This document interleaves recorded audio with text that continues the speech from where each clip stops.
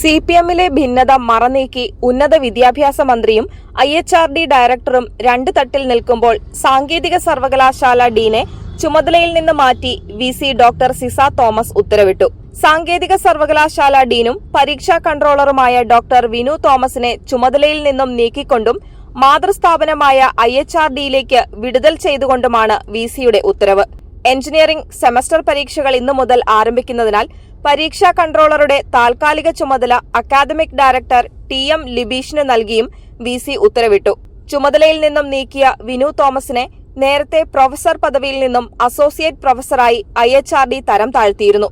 ഈ സാഹചര്യത്തിൽ അദ്ദേഹത്തിന് ഡീനായി തുടരാനുള്ള യോഗ്യത നഷ്ടപ്പെട്ടത് ചൂണ്ടിക്കാട്ടിയാണ് ഡീൻ സ്ഥാനത്ത് നിന്നും നീക്കി VC ഡോക്ടർ സിസ തോമസ് ഉത്തരവിട്ടത്.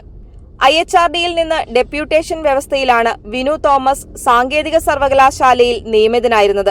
IHRDയുടെ കീഴിലുള്ള എഞ്ചിനീയറിംഗ് കോളേജിൽ പ്രിൻസിപ്പൽ തസ്തികയിൽ തുടരവെ വിനു തോമസ് സാമ്പത്തിക ക്രമക്കേടുകൾ നടത്തിയതായി കണ്ടെത്തിയിരുന്നു. തുടർന്ന് പ്രൊഫസർ പദവിയിൽ നിന്നും അസോസിയേറ്റ് പ്രൊഫസറായി തരം താഴ്ത്തി IHRD ഡയറക്ടറുടെ ഉത്തരവ് സാങ്കേതിക സർവകലാശാലയിൽ ലഭിച്ചു.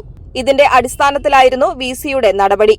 മുൻ മുഖ്യമന്ത്രി VS അച്യുതാനന്ദന്റെ മകൻ VA അരുൺകുമാറിന് IHRD സ്ഥിരം ഡയറക്ടർ നിയമനം നൽകാനുള്ള CPMന്റെ രാഷ്ട്രീയ തീരുമാനത്തിനെതിരെ ഡയറക്ടർ തസ്തികയിലേക്കുള്ള മറ്റൊരു അപേക്ഷകനായ വിനു തോമസ് കോടതിയിൽ ഹർജി നൽകിയിരുന്നു.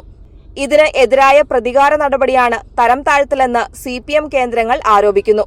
ഉന്നത വിദ്യാഭ്യാസ മന്ത്രിയുടെ അറിവോ അംഗീകാരമോ കൂടാതെ തരം താഴ്ത്തിയുള്ള IHRD ഡയറക്ടറുടെ ഉത്തരവ് തടയണമെന്ന് ആവശ്യപ്പെട്ടുകൊണ്ട് വിനു തോമസ് സർക്കാരിനെയും ഹൈക്കോടതിയെയും സമീപിച്ചിട്ടുണ്ട്. അതിനിടെയാണ് അയോഗ്യത ചൂണ്ടിക്കാട്ടി വിനു തോമസിനെ സർവകലാശാലയിൽ നിന്നും വിടുതൽ ചെയ്തത്.